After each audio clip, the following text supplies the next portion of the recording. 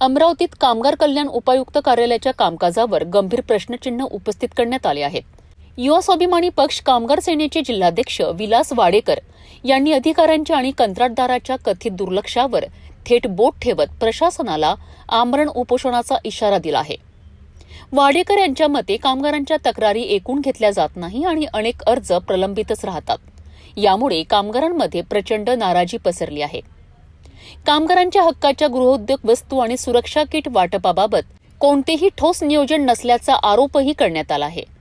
परिणामी शासनाच्या विविध योजनांचा लाभ कामगारांपर्यंत पोहोचत नसल्याचे चित्र आहे. याशिवाय कार्यालयातील प्रशासकीय कामकाज पूर्णपणे विस्कळीत झाल्याचा आरोप करत कामगारांवरील अन्याय तात्काळ थांबविला गेला नाही तर आम्ही आमरण उपोषण करू असा इशारा वाडेकर यांनी दिला आहे. या इशाऱ्यामुळे कामगार वर्तुळात खळबळ उडाली असून आता प्रशासन याकडे किती गांभीर्याने पाहते हे पाहणं महत्त्वाचं ठरणार आहे. माझ्यासोबत आहेत स्वाभिमानी युवा पक्षाचे जिल्हाध्यक्ष, कामगार युनियनचे जिल्हाध्यक्ष विलास भाऊ वाडेकर.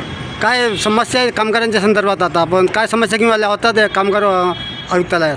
गेल्या 4-5 दिवसापासून इथे चक्रा मारत आहे आम्ही इथे आल्यानंतर आम्हाला असं भेटायला का हे अधिकारी मुंबईला गेले, बाहेरगावी गेले आहे. 2-3 असे प्रश्न निर्माण झाले आणि कामगाराच्या आता येत्या 2 महिन्यापासून पुरा संपूर्ण जिल्ह्यात काम पेंडिंग आहे आणि ठेकेदाराच्या मनमानाने किट वाटप हे बंद आहे.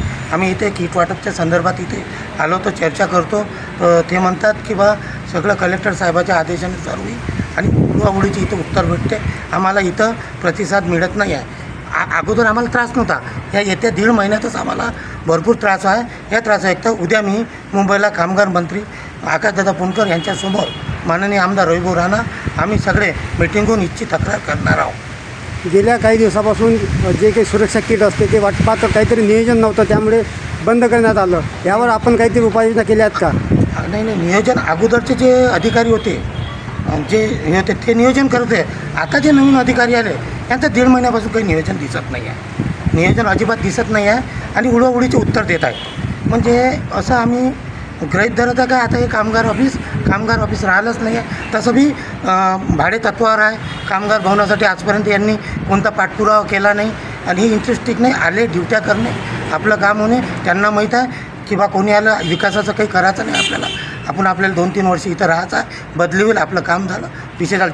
जनतेचं आणि कामगाराचं यांना काहीच हित नाही आहे, अजिबात हित नाही आहे. बड्डेनर येथे कामगार भवनाकरिता जागा अशी म्हणजे रिझर्व केली होती. या संदर्भात आपण काय सांगणार?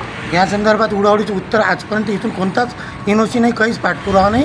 येतात 2-4 कागद दाखवतात, टाईमपास करतात. फक्त टाईमपास चालू आहे. पूर्ण टाईमपास चालू आहे इथं अजिबात काहीच अजिबात कामगाराची कामं होतही नाही. किट वाटपच्या संदर्भात तर कलेक्टर साहेबांनी सांगितलं बंद केलं, ठीक आहे, कलेक्टर साहेबाचा आम्ही आदर करतो. तर ठेकेदाराची जास्त मनमानी आहे आणि ठेकेदारासंग काय आम्ही संशयही बाळगतो, सांगड बी होऊ शकते. म्हणजे ज्या ती ठेकेदार अगर निराशा घेत आहे, अगर अधिकारी जे नाही करत, सगळे अधिकाऱ्याशिवाय पण अधिकाऱ्याने अगर ठेकेदाराला बोललं तर कामगार अधिकारी म्हणजे काही एकदम साधीसुधी पोस्ट आहे काय आणि विभागीय आहे. 5 जिल्ह्याची विभागीय आहे.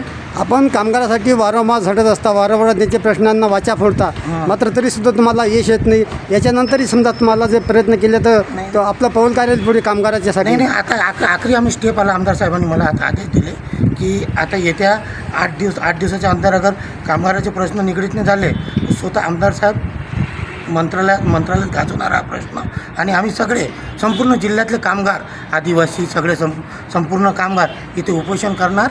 म्हणजे ठरलं आहे ते. आम्ही आमच्या जीवाची बदली, कारण इथं संपूर्ण भोंगळ कारभार आहे. इथं अजिबात कामगाराचे काम होत नाही आहे. आम्ही कंटाळलो.